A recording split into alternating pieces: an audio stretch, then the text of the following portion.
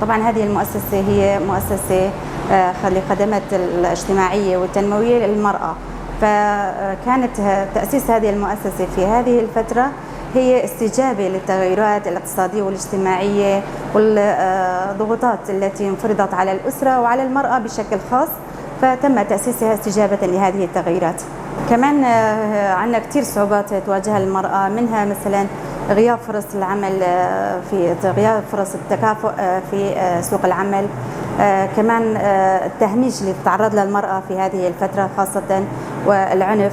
فكانت هذه الصعوبات انه ادتنا انه نقوم بمعالجة هذه التغيرات، خاصة التهميش والعنف الممارس على المرأة.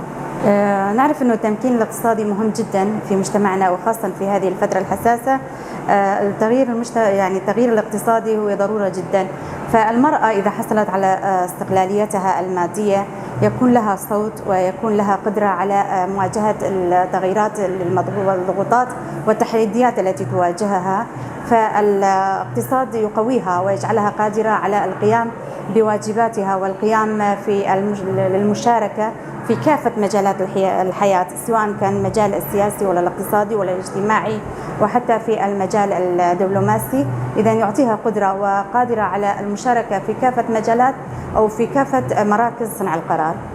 نعم، المهم لدينا هو مساندة النساء المعرضات للعنف، وخاصة دعمهم، يعني الدعم الكامل لهم نفسيا واجتماعيا، وقدرتهم على تجاوز هذا العنف والنتائج التي أدت إليه هذه الممارسات العنيفة، وأيضا تمكينهم من إعادة إلى الحياة والإعادة إلى المشاركة في المجتمع، وإعادة تدريبهن واندماجهن للمشاركة في الحياة الاجتماعية. هناك اتصال مباشر وجلسات مباشرة في المركز أو التوعية المجتمعية، وأيضا المشاركة في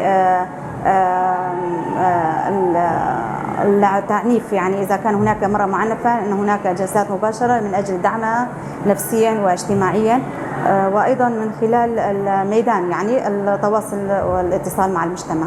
نعم، هناك اتصال، نحن لدينا اتصالات، وسنعمل على إجراء اتصالات مع المجتمع المدني، وأيضا مع الجهات الحكومية، وحتى مع القطاع الخاص، من أجل تقديم هذه الخدمات، وأيضا تبادل الخبرات بيناتهم.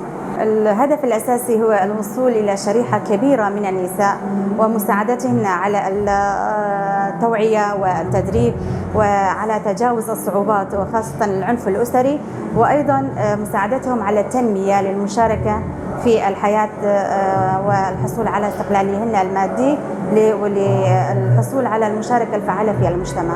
القياس راح يكون عن طريق المسح الميداني، وأيضا عن طريق اللقاء المباشر والتواصل من خلال الجلسات، للوصول إلى ما إذا تم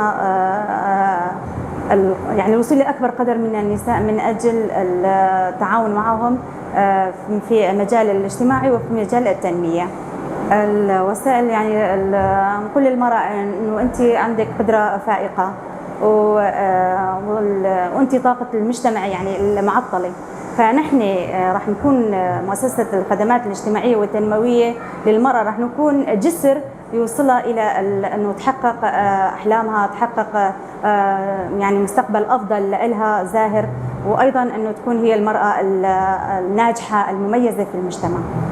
اللي يميز مؤسستنا، مؤسسة الخدمات الاجتماعية والتنموية للمرأة، أنه هي شمولية، يعني تتناول الرعاية الاجتماعية الفورية طبعا نقدمها للمرأة وللأسرة بشكل عام، وأيضا من جهة ثانية هي التنمية الاقتصادية، وهي اللي تكون على مدى طويل. طبعا اثنيناتهم راح يكونوا في مكان واحد، وهي المؤسسة.